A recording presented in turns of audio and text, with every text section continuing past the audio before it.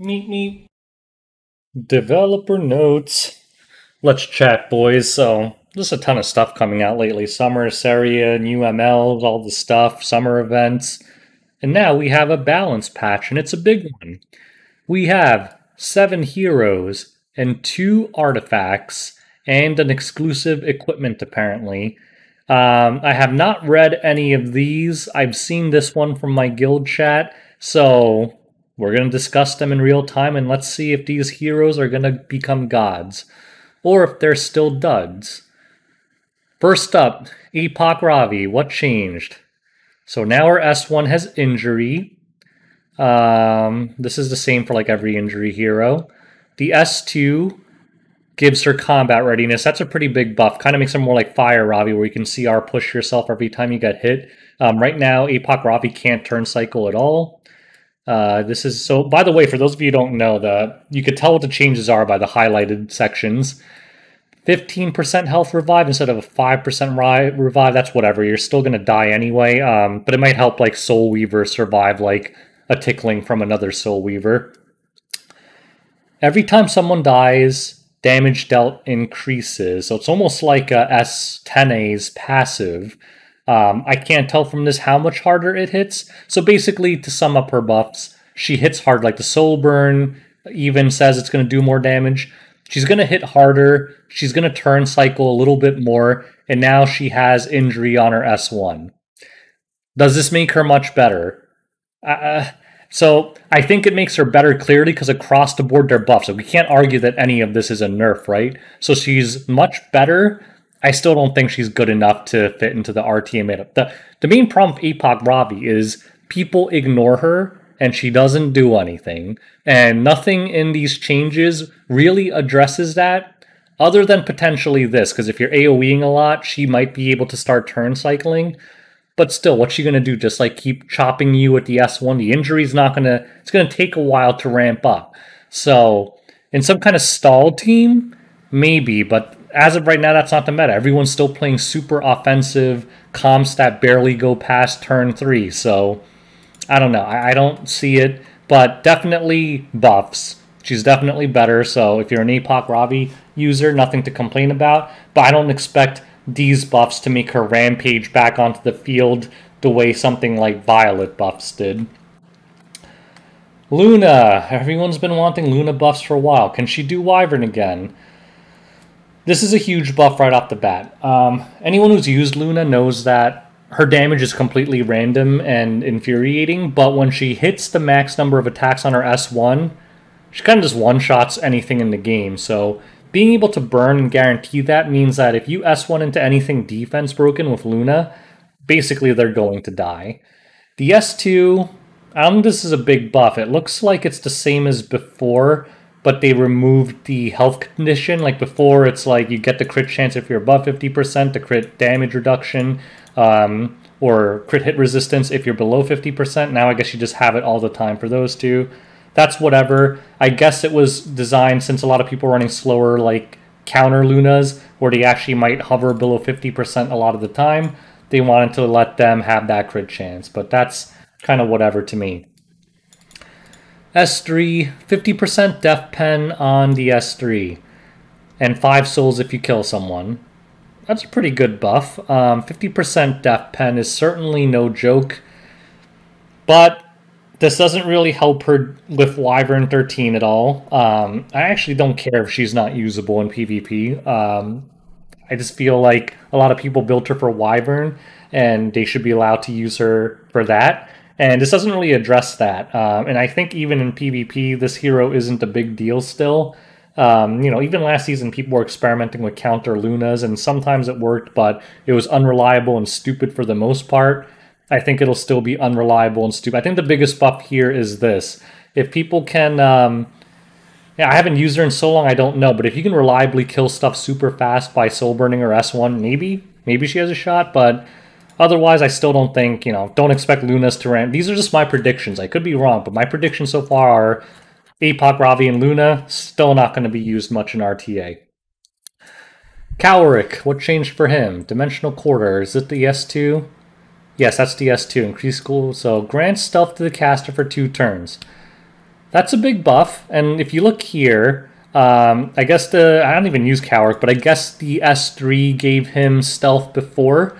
But the thing is, you know, what was Caloric designed for initially? Well, I don't know if he was designed for it, but everyone's impression was that his goal was to go before Basar and reset his turns, right? The problem is if the stealth is on the S3, what are you going to do? Go first and blow your S3 that barely does any damage, and then what? You just kind of can't do anything. And if you open with the S2 to reset, you had no survivability, and you just die before you can do anything. So I think this isn't even really well, it's definitely a buff, but it's not even a buff in the sense that this is probably just how he should have worked anyway, because the S2 looked way more like the initiating skill than the S3. So, you know, put the defensive ability on his opener move, not his secondary move.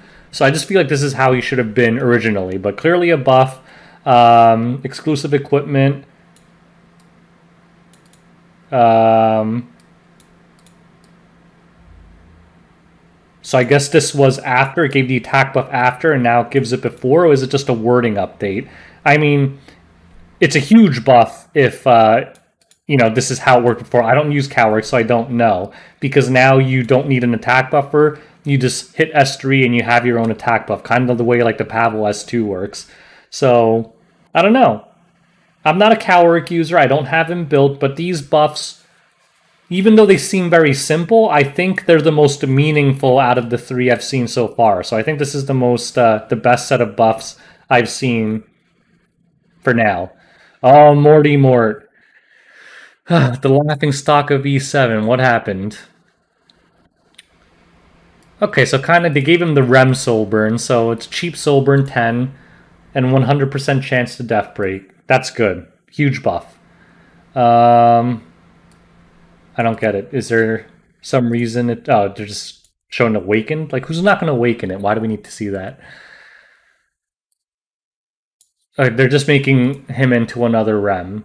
Except they're giving him counter set, a built-in counter set, and REM has a built-in Elbrus, right? Because for him, he has a built-in 30% counter when he's attacked. He is a knight, right? I don't even know what class he is. I have Epic 7 open. I'm gonna look right now. He's such a joke that I literally don't even know what class he is.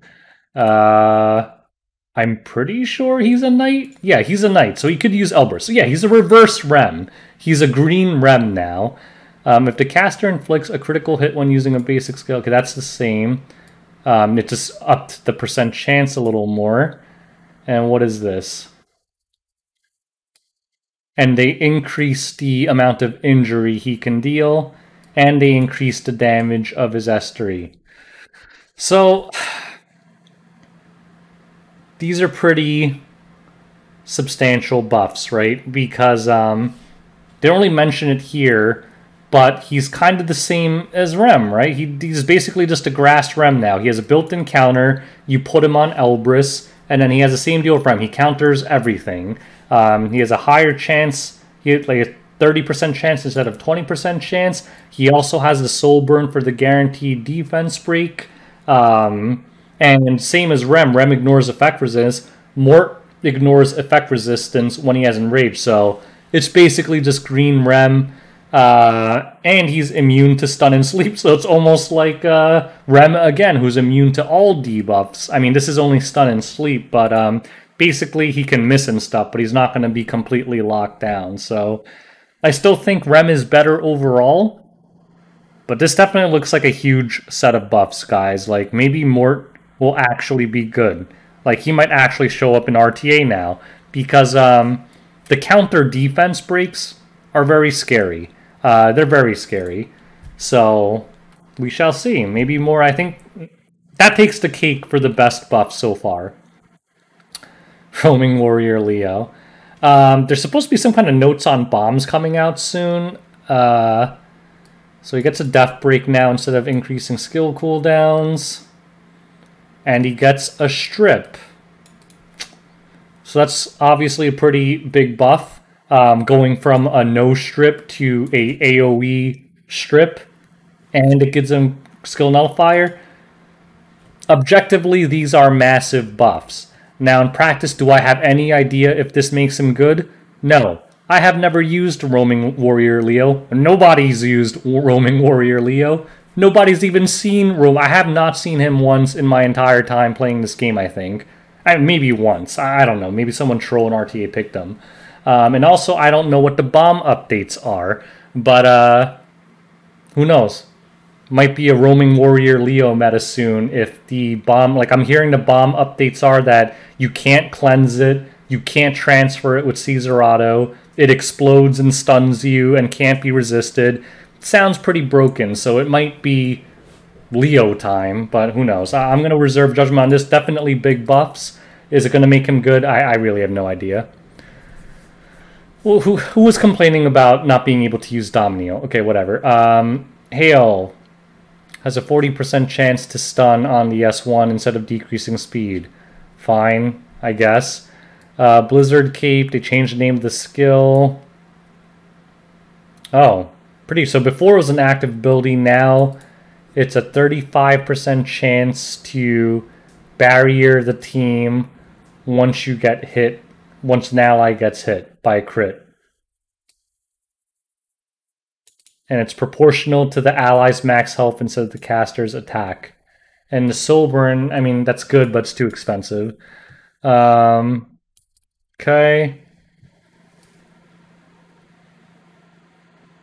They lowered the amount that pushes you back, but doubled the chance it happens. And it gives, I mean, you're not going to see her. You're still not going to see her with these buffs. Like, this cooldown is too long. She doesn't really do anything. She does no damage. She could stun people, but yeah, I don't see any reason why people would use this. Actually, doesn't this reflect damage? Yeah, it does. This is the thing that people would use to troll with Terranor Royal Guard, too.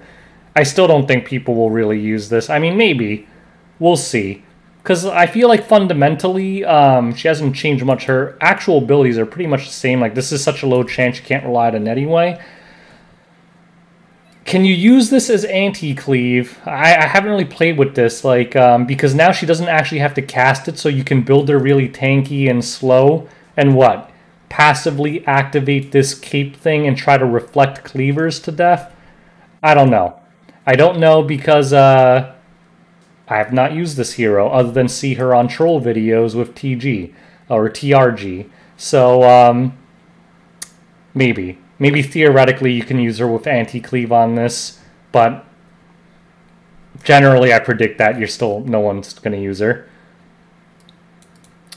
Okay, so they added a CR push to her S1. I have not used Mercedes since I started the game. When...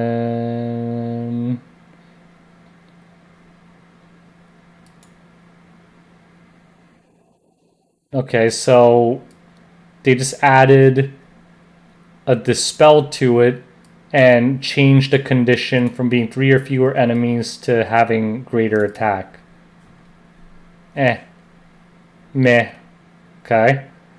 A critical hit increases damage dealt. Damage dealt increases proportional. So this makes it more reliable, because if you're using her as like an opener, and they're at full health, you know, this part of it is kind of useless. And basically this means you're going to do more damage, because if you're building her DPS, obviously she's always going to crit. So this wording's kind of, I feel like they always confuse me with the wording. So it sounds like, based on what I'm reading, she attacks before increasing attack. Well, that's literally what it says. Releases and attacks all enemies before increasing attack of all allies for 2 turns. Now, if they misworded it and it gives her attack buff before she hits, that's a pretty big buff. But otherwise, I mean, I feel like, yeah, no one's going to use her. She's not going to show up. Like, you know what happens with every hero after buffs? People will make a video using her on Guild Wars offense and say, oh, XYZ is so much better now. Here's a newsflash for you newer players. Anything works on Guild Wars offense if you pick the right defense. The real test of if the buffs are meaningful or not is RTA. Because if they never show up in RTA, it didn't matter. The buffs didn't do anything. Like, I can use any 3-star in the game in Guild Wars offense and win against top guilds as long as I cherry pick the defenses. So, no, I don't think Mercedes is going to be used at all for any real purposes other than some troll-ass Guild Wars offense video. Alright, Merciless Glutton. I don't even know what it does because it was such ass, so I need to read the old one. Increases capacity, blah, blah, blah. 100% chance to increase... Yeah, that's ass. When using a single attack, damage dealt increases by 16%. When defeating... Ooh. That's a warrior artifact. Strazy. No. No, you can't. It's a single attack. What's a warrior for really strong single attack? Well, I guess Yafine. It's her artifact. But basically, or Sirmia. I think this is going back to the theme of Smilegate kind of promoting opening with single target attacks, right? Because it's kind of like ML Charles too, right? You can open with someone else faster with a single attack before him, get them to below whatever that HP threshold is, and push ML Charles up. This is another thing where single target, like most AoE initiators, or most initiators in the past were AoE initiators. I feel like this is, you know, an artifact that enables single attack heroes to also initiate. I mean, you got to kill them though, and you have to be a warrior. Pretty significant buffs. As a bruiser player primarily, I don't really care about this, but I'm sure there's some cleave hero that can use that. This is a massive buff. I saw this one from my guild chat. It's basically the same thing as it was before, except you get a 24% CR push. So you can build a Celine to something like 210 speed. 24% will cut you to the front against 99% of people. So before, like, you know, you would just S2 and just stand there. Something like Celine, now she can S2, cut to the front, and then blow your ass up like someone else on your team. So just on Celine, I think this is a de facto massive Celine buff. They basically should have put her on this list. I can't really think of many other heroes that would use this. Because, you know, the condition.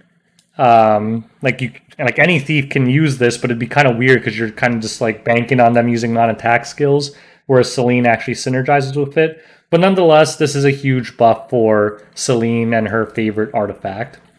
So, let's recap. I think all the buffs are good overall, but let's summarize. None of these buffs are nerfs. Like, you don't have to... Anyone who likes these heroes doesn't have to worry about that. They objectively made every single hero better. The question is, did they make them good enough? So, Epoch Ravi, definitely better. I still don't think she'll show up in RTA. That's my conclusion. Her core problem is the same. People ignore her. She doesn't do crazy damage. The only way she'll show up is if this thing and this thing means that she's going to do double the damage. Then maybe you could just use her as a one-shot gibber. Otherwise, she's just going to get ignored. Luna, same kind of thing. Like, if I forget her damage, unless you can give people with this, the rest of these changes aren't enough. I still don't think she's going to show up. I feel like for the next few weeks, we're going to see some counter Lunas from the people who had plus 15 Lunas anyway, trolling with counter Lunas, and then it will fade away near the end of the season when people realize other heroes can do it better. Calerik, it's just not a very popular hero, so I don't think we'll see him that much, but I think objectively the buff, I think it's just how his kit should have worked to begin with. So I think that's fine, but I don't think it's like meta-defining or anything. I think Caloric players will be pleased, but it's not going to make a huge difference. Mort, I think we're going to see more of this hero, guys, because for whatever crazy reason, a lot of people built this for some reason. Like, I just ignored it and put him on the bench, but a lot of people built their Morts, and a lot of people have seen what REM can do. So now that they have REM, and now that Mort's kit is very, very similar, I think slightly worse, but very similar, why not have a backup REM? That's basically what it is, right? So I think these buffs are extremely substantial, and I can't wait to see how it impacts the meta. This, I'm going to reserve judgment because it really depends on the bomb buffs. Objectively, they're big buffs, but no one used this hero. I don't know anything about it, so I'm not even going to pretend that I'm an expert on it. I'm not. No one is. Dominiel, I think she's still going to be ass. Again, my only idea that I could think of is some kind of weird anti-cleave. I haven't really played with Reflect. If it's enough to like one-shot people who hit it, like I know you can one-shot stray Z's or something, but I don't think it's practical. There's better ways to deal with cleave. Mercedes, no one's going to use that. This, I think cleavers will figure out how to use it on certain heroes. And this, I don't know if it makes that much of a difference because I don't think Celine's that popular anyway. Cleavers generally don't rely on non-attack skills anymore. But it's definitely a substantial buff, so no complaints. So that's my summary. Do you guys agree? Do you guys think I'm an idiot? Probably an idiot. Who knows? Leave it in the comment section below. I don't care if you trash me.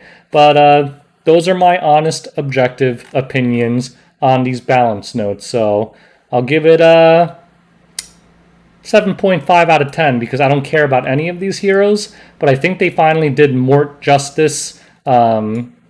Caloric got a decent one. The rest of them, whatever. But, you know, I'm sure it made some people happy. I wish they would just put debuffs on Luna's moves so they can make her a Wyvern Queen again. That's all they really need to do. They keep changing her over and over. And I feel like no one ever cares. They just want to be able to kill Wyvern with her again. Like, why don't you get it, Smilegate? Like, no one cares if she sucks at PvP. But anyways, we'll wrap it up there. Thanks for watching. Till next time. And, enjoy your buffs. Peace out.